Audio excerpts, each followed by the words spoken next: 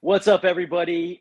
Professional wrestling referee for the NWA, New Japan Pro Wrestling, and so many independents you love. Jarrod Fritz here, and Wrestling Road Stories is about to get ref it.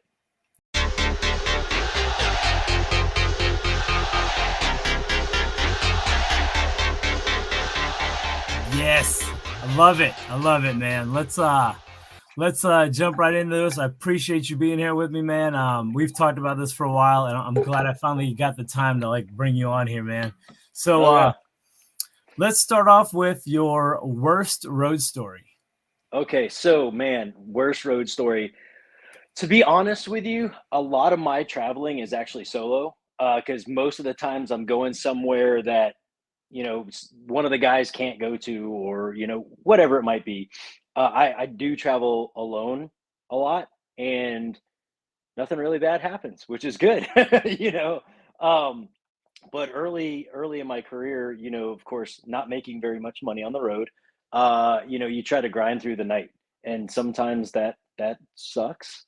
But we were coming back. It was just a little backstory. I was trained by Bob Keller and John Schuyler, and so was Zuka King. And so John had gotten us a booking up in, I think it was upstate South Carolina. I can't remember exactly where it was. But anyways, we rode from Charleston, where me and Zuka live, up to Columbia. We picked up John. We went to the wrestling show, came back, dropped John off. And then at that point, I was really freaking tired. And, the rule of the road is you're supposed to stay up with everybody. But me and Zuka kind of have an understanding. Don't mess with me. I won't mess with you. If you're tired, go to sleep, get your rest, that type of deal. So we were leaving Skylar's, and I said, "Are you good?" He's like, "Yeah, man, I'm totally fine." I was like, "All right, I'm going to try to get a little shut-eye." He's like, "Yeah, sure." And you know how you recline the seat back, and it sucks sleeping in a car. It's uncomfortable as hell. But I recline the seat back, kind of prop my neck up, and I get to the point where my eyes are shut, but I'm still hearing all the road traffic and everything. And, I'm finally kind of starting to daze out. And then all of a sudden I hear, and I pop up and I look and I see Zuka pop up and look at me. And I'm like, "Bro, did you just fall asleep?" No. I'm like, "What the hell was that?" He's like, "I promise I didn't fall asleep." I'm like, "Okay." And at this point, I think we were about 20 miles from home, maybe like 20, 25 miles from home or whatever. And, we're both kind of like, and I look at him, I'm like, "Are you good?" He's like, "Yeah." He's like, "You want to stop somewhere? We can get some coffee or something." He's like, No, I'm good." And about 5 minutes goes by. He goes, "You can go back to sleep if you want." I'm like, "The hell I am." So I tell that story a lot. I mean, honestly, I think that was my worst road story. And it wasn't like anything truly bad happened. But, I mean, I think we've all done it. I think we've all gotten that case. And that's the plague for us on the wrestling world is, I think what a lot of fans don't see, they get to come and see us perform and everything like that. And then sometimes we have 3, 4, 5. This weekend for me, I've got a 6-hour trip, and we're gonna try to soldier through it. And this time, we're gonna take better precautions, and we're gonna switch off every hour, so that way we at least have the ability to get home safe. So it sucks, but hey, it is what it is, right? Oh yeah, man. It's all about when it comes to the love of what you guys do. And I mean, yeah, I'm a road guy. I do a lot of traveling to just different conventions and stuff, right? Yeah. So I totally understand what's happening there. And the funny thing now is anytime we'll be driving, particularly if he's driving, we all have a tendency to look at our phones and everything like that, or, just kind of get lost in the moment, or we'll be talking, and how you're inclined to look at the person that you're talking to. So you might take your eyes off the road for a minute, and you'll hear the, I'll be like, "Don't kill me, bro." Like, I'm not gonna kill you. Yeah, no, I'm with you, man. Yeah. I mean, I get when you talk about when he essentially you hit the ribs, hurt it. Yeah. You're like, "I'm awake now. Like, this is it. Like, I'm gonna wait till we get home." Yeah. But yeah, man, the road trips, man, that's the whole point of why I wanted to do Road Story podcast, is because a lot of people don't get to hear the road stories, and then some of them are scary. Like I think it was Marcus Cross. He got into a car. Him and Griff Garrison got into a car accident. Spun the car around, hydroplane. Wow. That's scary stuff, right? Yeah. But then they can also be lighthearted, like what happened with you guys. Yeah. It could have been worse, right? But thankfully It wasn't, right? So yeah. But yeah, and then This is my favorite part though, is the good road story. So when you're ready to hit us with that, because those are always fun, right? You got guys who prank each other and stuff and have good laughs. So Yeah. yeah, You there's know, always some of that. let's see. I don't have any like road story that really like stands out elevated as like, oh my God, that was kind of one of the greatest. I love the opportunity to really get to listen to to the older guys, and Bob's got a lot of great stories from people that he's been around, and by proxy, I hear a lot of stuff through that. Um, so and like I said, a lot of my trips are by myself, so I don't really have a lot of like good, I did this with this guy or this with this guy or whatever. um so I might pivot on you a little bit, okay? So when I first started working with NWA, this is a road story because I had to drive down there, okay? So when I first started working with NWA, that the way that they were doing housing for everybody is they would get a large Airbnb and they'd put 5 or 6 of us in an Airbnb, which was really cool. The first time I did it, I think I was working with some of the production guys, like Dave Marquez was there, Billy Trask, who's our producer, or director, sorry, um, and a couple of other people that were like photographers, like Dan Stram. They were all there, so that was cool.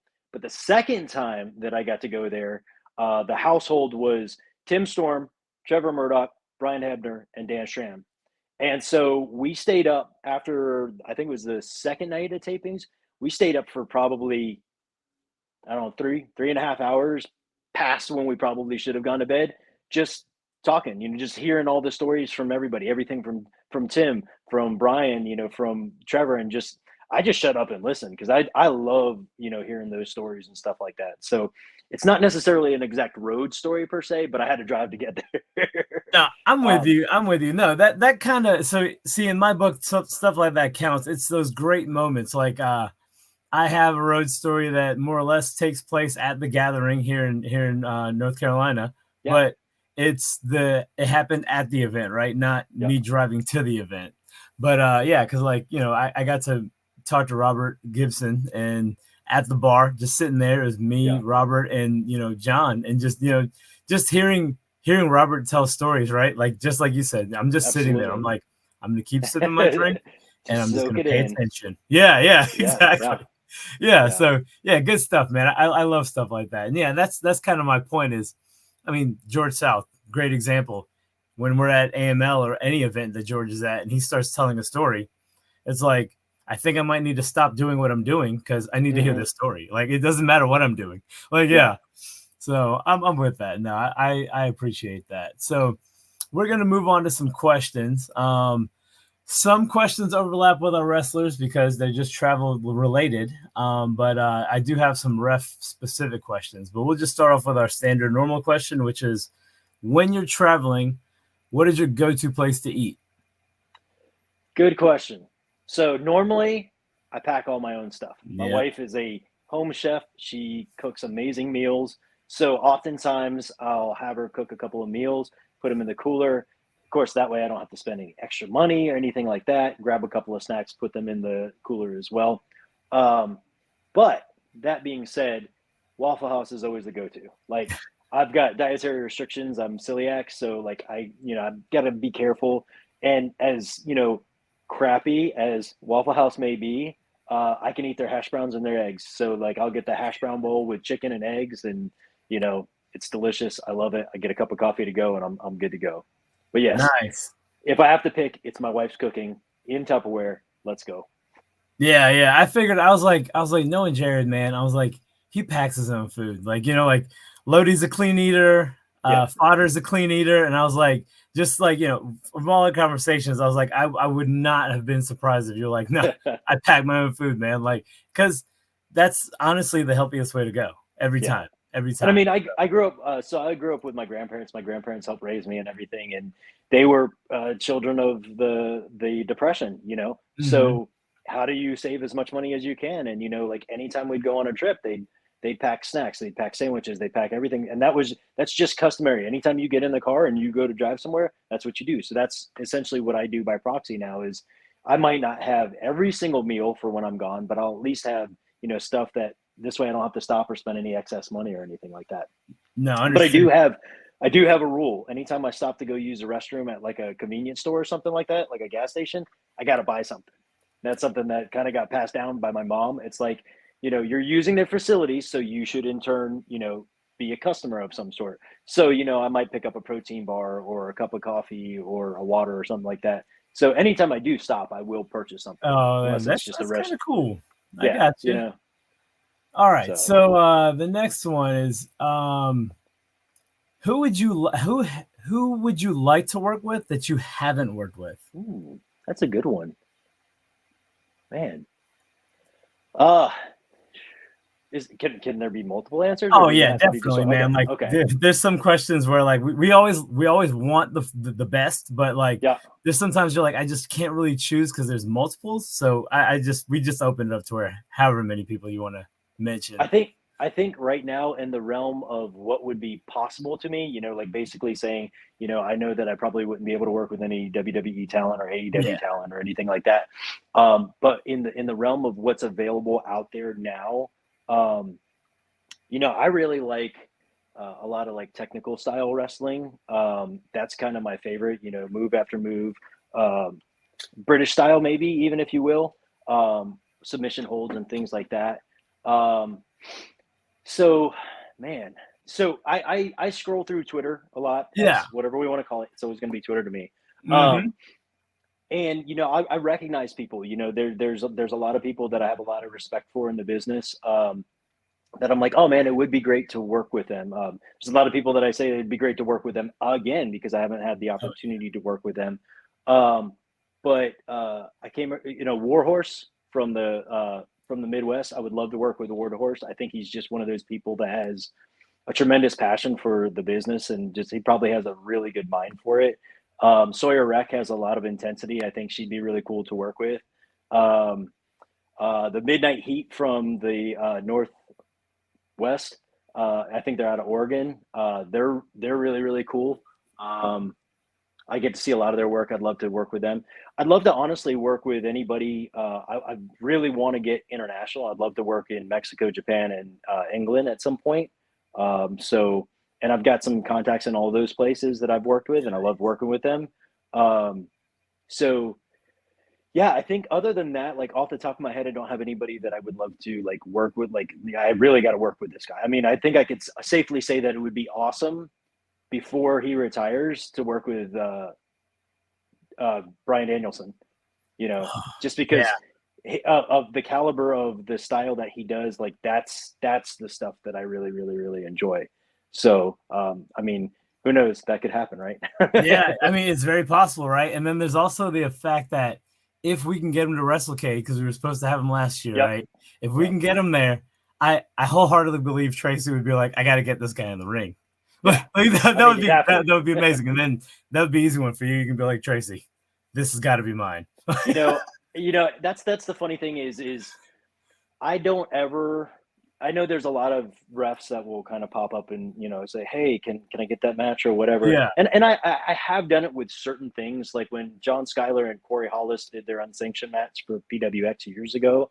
I was still new to PWX, and I went up to Kevin Pearson. I was like, "Hey, I'd really like to do this match." He's like, "Why?" I'm like, "Well, first and foremost, Schuyler is my trainer, and I really like Corey." I said, "But secondly, it's the type of match that I absolutely love to do. I love doing street fights, unsanctioned matches, things like that." And everybody's like, "Why? Like, there's no rules." I said, "But that's the trick. I have to help generate compassion for the workers in there. And I have to show that quandary of like, you're seeing them bleeding and you want to stop the match, but you can't. Like, you literally can't. So I love doing matches like that. I think those matches are great. So other than that, I really haven't ever pulled rank and said, "Hey, can I do that Yeah, match?" yeah. type of thing. Because I feel like it's truly and honestly up to the booker and the promoter Mm-hmm. to, if they're booking the match, in my mind, this is the way I think, they're also thinking about what referee would be the best at making that match even better. You know what I mean? Gotcha. If and Oh, that's respect, man. I, Respect for I that. talk about that when I'm helping assign referees, if I'm working with any promotion that wants me to help with that, is if you've got like a lucha style match, it's going to be fast paced. So you're going to want to have somebody that can keep pace with them. Yep. Sometimes you want to make giants look even bigger, so you put the shortest referee in there. That's the thing that Camille always wanted me to do her matches, because I was the shortest referee in the NWA, so it made her and her opponent look even bigger.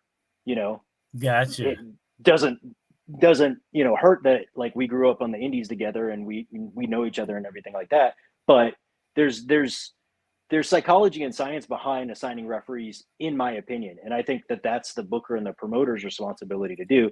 And unless they ask me to do it, I'm not going to, I got say, hey. Understood. No, that makes sense, man. Respect. I like that. What's funny is within that conversation, you actually answered my next question, which is, boom. Do you prefer a standard match or gimmick matches? So I can elaborate on that. Yeah, definitely. Because the sub question to that is, since it is a gimmick match, we also want to know what your favorite style of gimmick match is to do. So if we're classifying like the unsanctioned, the street fight as a gimmick match, then yes, that would be it, because it's the challenge behind it. You can easily be a referee that in a match like that, you just stand there and you don't do anything because you don't really have anything to do. Well, how can I create, because the way that it was explained to me when I was first trained to be a referee is you've got a heel and a baby face, a good guy and a bad guy. And then you have the narrator of the story, and that's the referee. That's the one that's trying to wrap everything together so that everybody can see and relate and make sense of the match and everything. So if a referee just stands there and really doesn't do anything, then, what are they adding to the match? So I feel like it's my personal responsibility to create some sort of emotion for that. That's why when I'm talking to guys, hey, which falsie do you want to be the biggest falsie? Because that's the one that I'm going to put over. That's the one I'm going to pop up. I'm going to look at the crowd. I'm going to throw the 2 up, and I'm going to come right back to you and be like, dude, that close. I'm so sorry, but it was just 2. But if you do it every single time, it's now the boy who cried wolf. By the time the finish happens, people are like, oh, that was good. But they don't have any investment into it, So, and that's, I don't think anybody ever really like truly taught me that. That was just something that I kind of, it makes more sense to me. Psychology is really big to me. Like I want the match to tell a story, and I want the match to grab people. But other than that, like other gimmick style matches, I'm not necessarily a fan of, like, scrambles and, ladder matches and stuff like that. They're fine. I don't not like them. They're just, I am more of a, old school Sam Muchnick. Let's put 2 bad dudes in there, let them go to town and see who's the best man. Like I like that kind of stuff. So, I like it.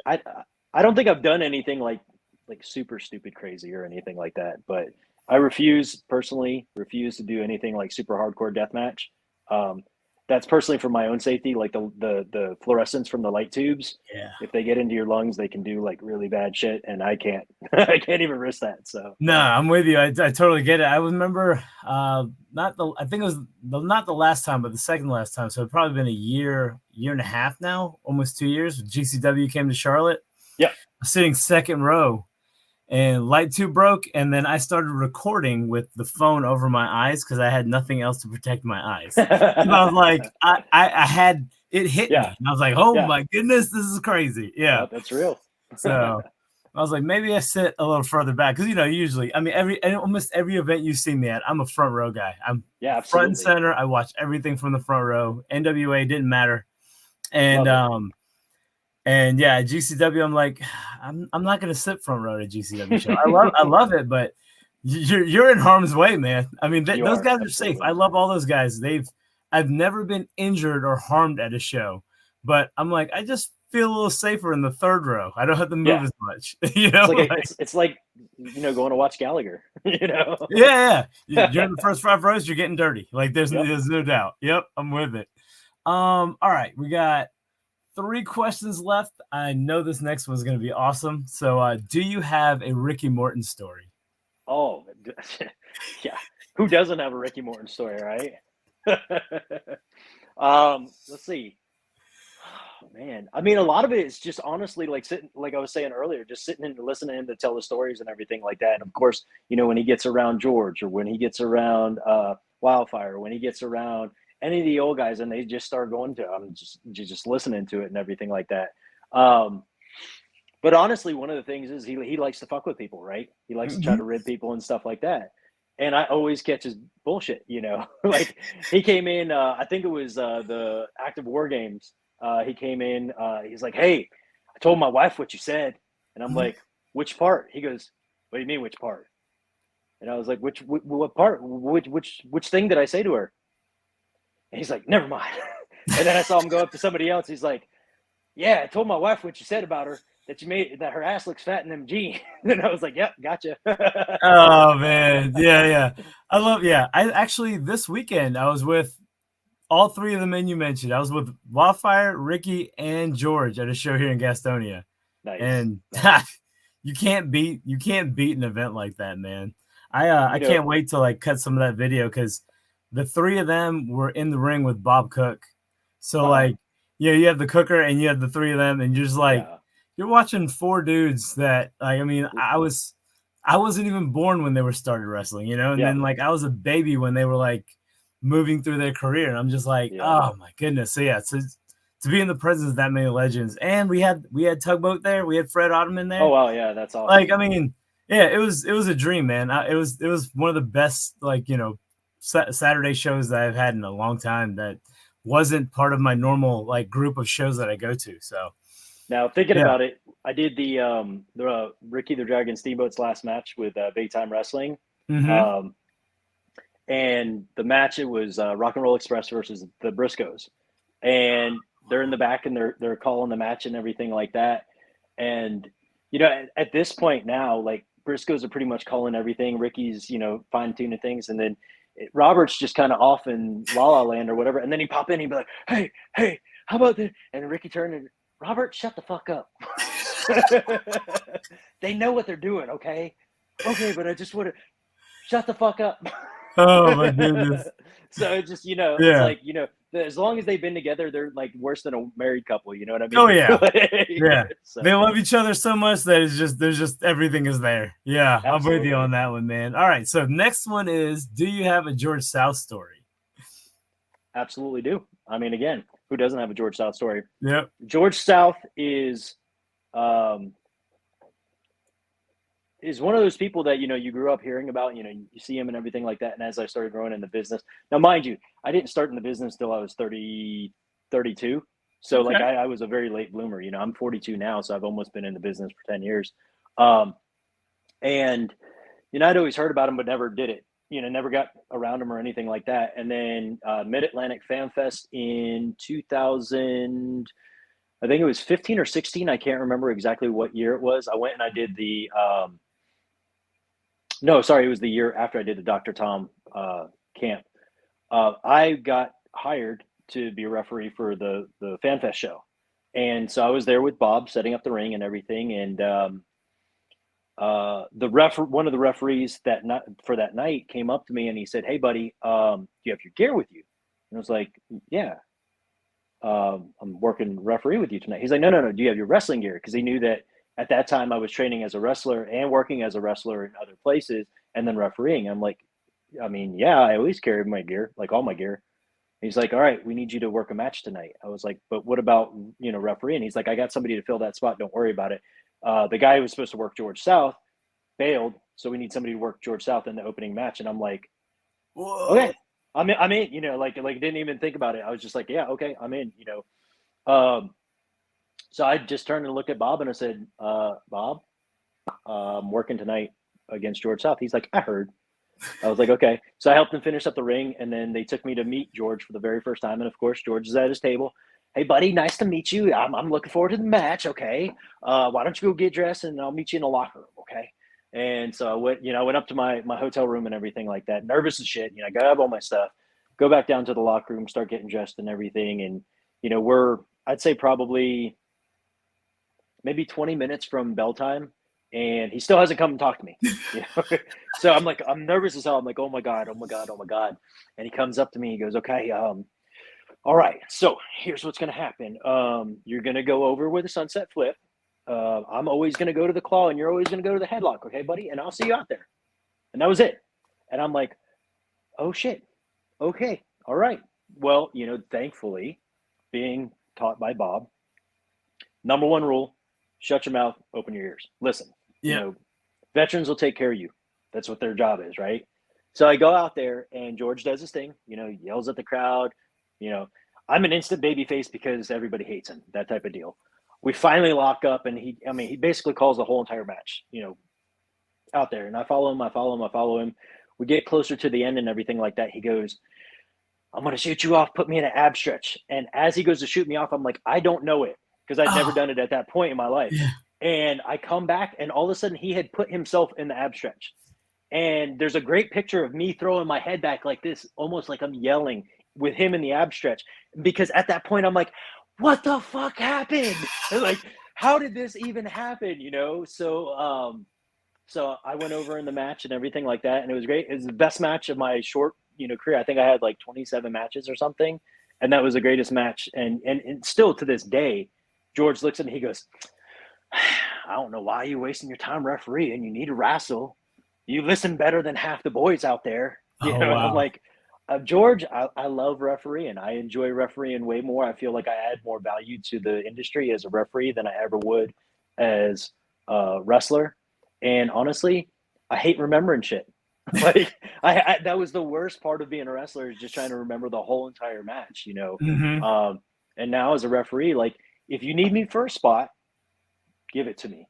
Yep. Give me the finish if you want to give me the finish, and let me go out there and do it so I can react genuinely to what's happening and everything like that. I don't want to know every single thing.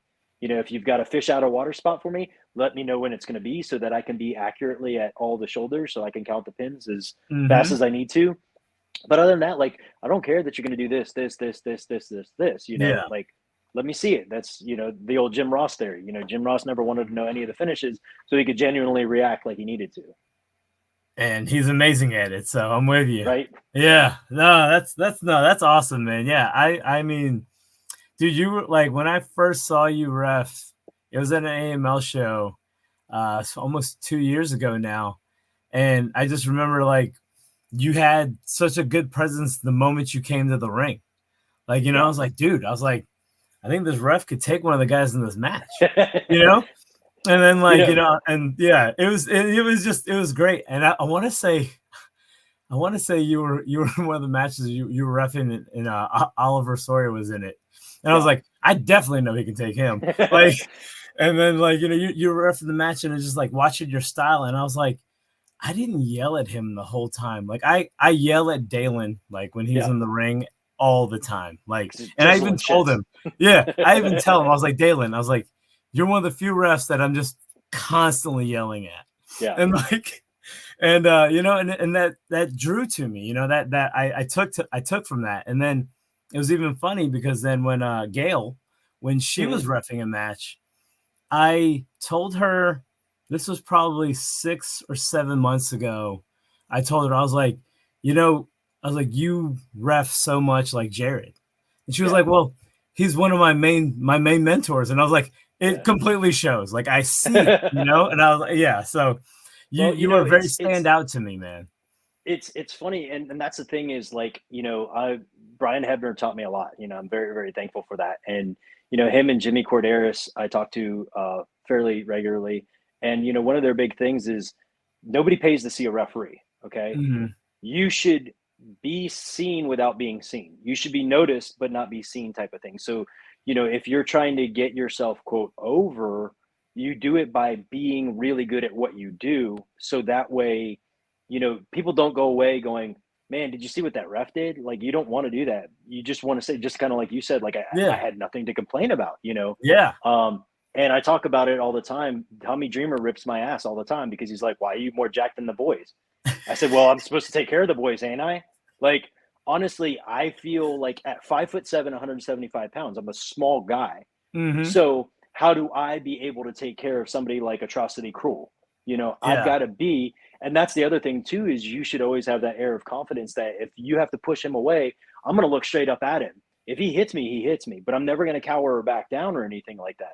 You know, like, because you're the policeman inside the ring. And if all you do is cower, you run away, or you don't show your confidence, you know, like I tell Dalen all the time, stand with your chest up, because when your chest is up, people are aware. when you stand down here, your confidence drops because they don't think that you know, like if you see a cop walk up to you and just kind of like, hey, you know, they stopped you, like you're not going to take it seriously. But when they walk up, you know, and their chest is out and everything like that, you can be like, sorry, sir, you know, I didn't mean to do that. There's a So confidence. like, again, this goes back to the psychology of being a referee. Like you have to have the believability of taking care of, you know, people in the ring, you know, and that's why I look at the UFC referees. Those guys are built and jacked. You know, they're former fighters. So why not? No, I think it makes total sense. Like you know, I was telling Tracy, I have about a year and a half left of school, and I want to start doing I want to do like manager, like valet training. Yeah. And that was one of my things. I'm like, you know, like we talk a lot. You know, I've been working on myself for a good 2-3 years now. Like, you know, and I don't want to be, you know, like I don't want to be a skinny manager. You know, I don't want to. I want to be a jacked manager. I want to be a dude that I can protect my guy if I needed to, right? Yeah. Like, yeah. So I'm with that, and that's why, like, you know, thanks to guys like you and Fodder, like, you know, I've been working really hard to like get to that shape. Yeah, man, it shows. So, it's awesome, dude. yeah. Like, and that's the, you know, it's just little things like that that a lot of people don't really recognize or don't really see. That, you know, standing with your chest up, being vocal in a way that is not just repetitive or anything like that. So there's a lot more into it than just counting 3, you know? Oh yeah. And no, your psychology is on point because like one of the big things I'm always yelling about is the guys get thrown out the ring and they're outside, they're brawling outside and no one's counting fast enough. The count takes forever. And we, you know, you watch enough wrestling, you understand like we're not having a count out right now, but you still got to start counting at some point, right? You know, so like, and I'm always like, start counting. And it'll be like 10, 15 seconds to go by before they're counting. And I'm like, come on, man. Like, you should at least be at like 4. Like, yeah, I know you can't be at 10, but. And that's why, like, if you really listen closely, like if you're in earshot, which you guys usually are, you'll hear me when I say, guys, you know, you can't be outside. I need you back in this ring. Let's go. You know, like I'll try to draw it out enough. Oh yeah. All right, guys, I've got to start my 10 count. So now I've given them an additional 6 or 7 seconds to work whatever they need to do. You know, and then I'm just loud enough. I said, once I start my count, dude, if you're not in there by 10, I'm counting and it's going to be a count on it. I don't really care. You're not going to shit all over me. So yeah, exactly. Yeah. And I was like, what was it? I think it was at the Bubba show. And you were counting and then Caprice threw his foot on the rope. Yep. Yeah. And you were like, well, I guess he's in. So I'll start the count over. Yeah. Hey, that's what I tell the guys all the time is like, listen, anytime you break the plane of the ropes, that resets the count, you know, like point blank a period. Like as I tell tag guys, like if you're trying to do a double team or whatever, act like you're getting out. All right, I'll stop my count. And now you come back in. Oh, you got me. Okay. Cool. Yeah, exactly. Yeah. You know, so it's so just work with me. Just work with me. Exactly. I love that. All right, man. Last question. And that is, if you could only watch one wrestling match for the rest of your life, what match would it be? Oh shit. Man. So one of my favorites to watch is the match where Kerry Von Erich won the strap from Ric Flair after his brother's death. It's probably honestly one of Kerry's best matches of all time. And I think we could probably attribute a lot of that simply to Rick on that. But that's one of the ones that it's just such a feel good match, because if you know, this was after David's death and everything like that, and you know the history behind it and everything. It's just one of those, and that stadium was packed, and the moment he won, the crowd just, it's like I get goosebumps about it now. Like it's such a good match, like an emotional, heartwarming style match, knowing the backstory behind it. I think if you watched it as a fan and didn't know the backstory behind it, I think it would still be a really good match in general. I think the Stone Cold versus Brett, the I Quit match with Ken Shamrock as the referee, I think that was just such an intense match. Like you really got sucked in on it, and I think a lot of the newer fans today can appreciate it because they worked holds for 7 minutes, but that's one of the things. It's part of the storytelling is like he continues to work the neck, continues to work the neck, continues to work the neck to get to his point. I love watching that one. Man, I don't think there's really, I think one of the fun ones that I really, really like to watch, if I get the opportunity to, is the FTR versus Alpha Academy. Um, Forget which takeover that was, but I mean, FTR is probably one of the best tag teams of all time, and it's just because of the psychology that they do as a team. They work together as a team, inside the ring, outside the ring, diversions, things like that, and it works. And and that's one of the things is as a referee, I get so pissed off with tag teams that don't really work as a team or aren't unified or they don't understand the rules of what tag team wrestling is, Yeah. and so like I always love watching that to be like, guys, look, it can be done and it can be done well, and I'm not having to pull back to a Midnight Express match or a Brainbusters match or something like that. Like, Hmm. a lot of the new generation, a lot of new breed are like, oh yeah, it's different back then. I'm like, well, Yeah. look, it's been done in this generation too, and it's been done well, and the crowd Yeah. popped for it, and everybody liked it. So yeah, yeah. I mean, those three I think were like kind of like all on the top there. I could honestly watch anything by Eddie Guerrero. Oh, there you go. Religiously, Okay. I mean, I think he's absolutely fantastic. The hardest thing for me now though is I end up watching the referee more than I watch the wrestlers anymore because that's how I was trained to learn how to referee is watch what the referees do. Watch how Yeah. they stand, watch how they react and everything. So I catch myself, like WrestleMania, I just watched WrestleMania as it came by. And I caught myself watching the referees a little bit more. You know what I mean? And it's just like, oh shit, I guess I have to go back and watch that match now without watching the referee. So I'm with it's a you. fun thing. I'm very much like that, especially here recently, because like so Paul Ellering has always been one of my favorites, right? Because I was a Road Warriors guy back in the day. Face paint Yep. guys were all my thing. So Sting and all those guys, but so Hawk and Animal are two of my favorite when it comes to tag teams. And Paul Ellering was just my guy. Like he was just amazing. And when he was younger, like when he was also wrestling, he was jacked, Yeah. right? He was Oh, he was huge. great. Yeah. So like he was one of my favorites to watch. But then on the flip side of that, Bobby Heenan was my Oh, other one that I fantastic. always watched, right? Absolutely. Because I liked his whole setup. He just had a bunch of guys, right? Like the Yeah. Heenan family. And not all of those guys were in common except for Heenan, Yep. but it worked, right? And then It you'd worked. have Absolutely. random guys come out and help another Heenan guy because, well, I'm one of Heenan's guys, so I got to make sure his Yep. other guy's okay. And I think something like that should return to wrestling. Like we don't I have any of agree. that. I think the closest we have is Prince Nana, which I love Prince Nana too. Yeah.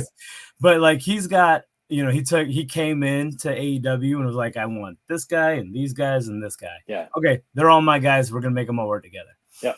I And think go we ahead, need sorry. that. Yeah, we Yeah, yeah, need no, that. Like, I agree. I've said it multiple times over is that, you don't have managers or valets anymore that really truly act as managers or like the valet the concept or the idea of the valet was always more of just a simple distraction. It wasn't anything that yeah, really like, you know but yeah, like I think managers, that's lacking. And you'd mentioned it before we started recording with Aaron Stevens at NWA.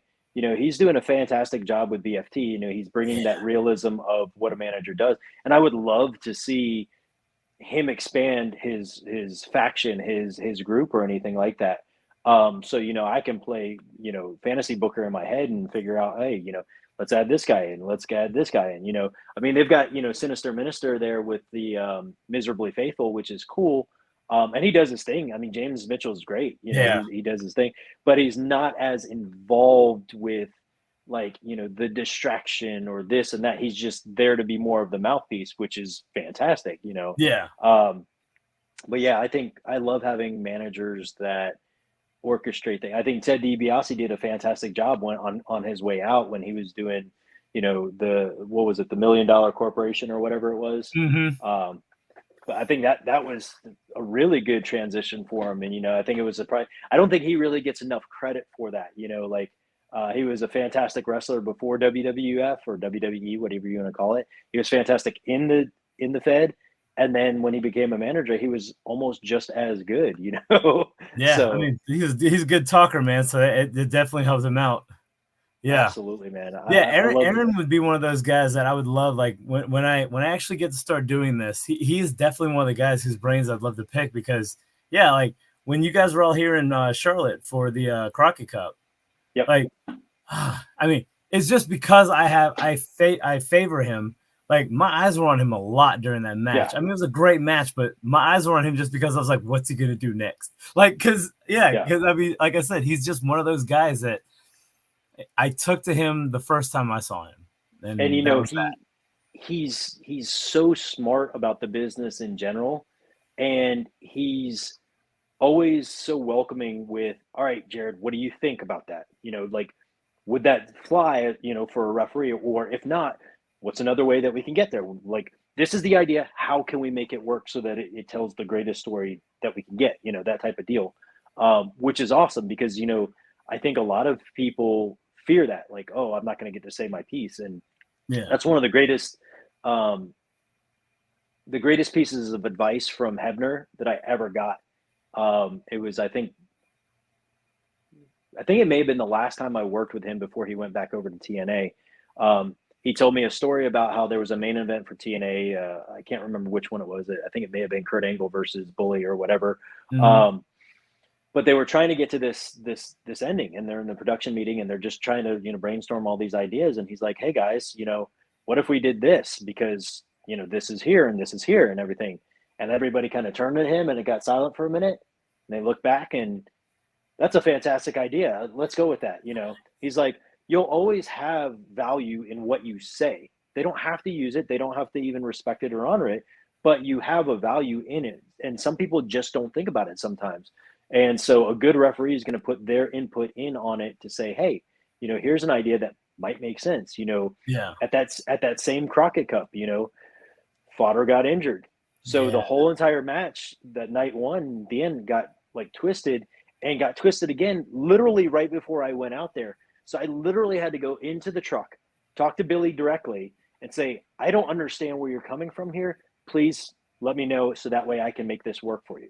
And yeah. that's our responsibility, is we have to make it work. We can't just turn a blind eye. And I think that's, we're supposed to be deafblind and dumb, not retarded. Yeah. We have to make it make sense in one way or another. And particularly with a lot of shenanigans happening and everything like that, it's like, okay, how can I make this work? And so being able to have managers and wrestlers and bookers and agents all look to everybody, not just the wrestlers, but to the referee as well, plays a huge role in making matches really turn out even better than I think a lot of people would expect them to. Oh yeah, and I'll tell you, you guys did a great job during that match too. Because I remember he came out, his Fodder's partner came out by himself, Yeah. and we were like, "What's going on here?" Like I was like, I just saw the match beforehand, everything was good, and then like, saw him come in, and I was like, I can see that he wasn't walking right, Yeah. and I didn't know though until like I was probably like a month and a half later. I was talking to Fodder, and I was telling him how like I was actually kind of rooting you guys for the Crockett Cup. And then he told me, and I was like, dude, you looked like you had a limp, but I couldn't tell. I was like, you guys did amazing with that. Like, and then, and he talked about it on his episode as well. Like, it was, I mean, you guys pulled that off really well. Because it was just one of those things that when they told me the new finish, I was like Fodder's literally going to hit them with the stick in front of me. Like, that's illegal, and Billy's justification for it was, so the handicapped man is about to get hit by them. He takes the stick and hits him back. Like, don't you have a little bit of sympathy for the guy? I'm like, yeah, but it's still illegal, And he's like, I said, so what if I grab it and I look at him and be like, dude, what the hell? Like, serious? Now I'm going to go walk over to tell Kyle about, what's about to happen. And that's when Angelina pulls me out. I go to throw her out. All this stuff happens behind me. Now I see that the same result was going to happen. Like, La Rebellion was going to go over either way. And so now I just count the 3 and 1, 2, 3. Okay, so you get the same finish, but it's like we still had to figure out a way to tell that story and make it all cohesive. Oh yeah. No, it was great, man. You guys, and to pull that together on the fly, because I mean, those matches, there was not a lot of breaks in between matches. Like I mean, there's so many matches that had to happen, right? And then there's also Correct. night 2 with a lot of singles matches and stuff alongside the actual tag bracket. Yeah. So you guys got to keep it moving. So yeah, for all that to happen on the fly, just short times in between everything, brilliant. So yeah, man. Respect, man. Yeah, so that's really it. I really appreciate you being on the show. Yeah, I literally I wore this because Love when it. you put this out, I was like, I gotta get it. I was like, it's my workout jersey. It's the one I embody you when I'm working out. So I'm like, I appreciate that. Bro. Yeah, I wanna. I mean, and I just found out from this pod here that we're the same age, man.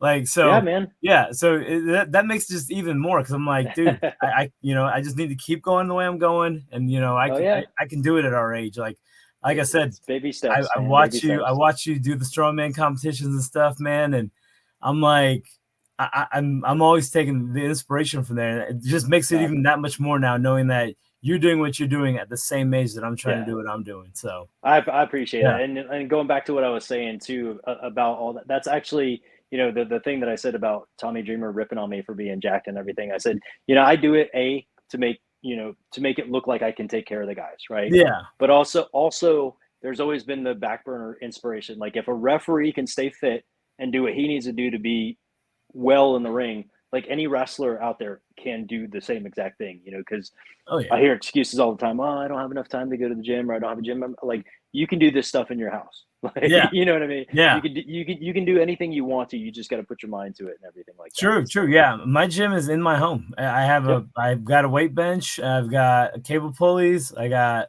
an elliptical, and I went and I bought me a decent elliptical. I bought a gym level elliptical, and because I want to be serious about this, right? If I don't want to go outside because it's too hot or it's raining, I'm like, dude, I got an elliptical that I could just burn it up.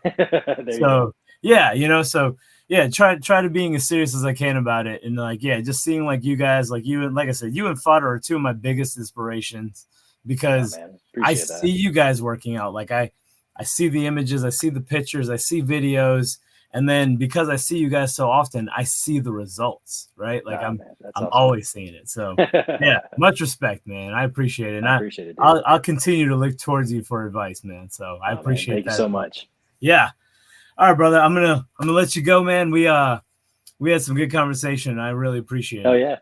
Yeah. Awesome. Have a good one, man. I'll see you Sunday. Yes, sir. Take care. Bud.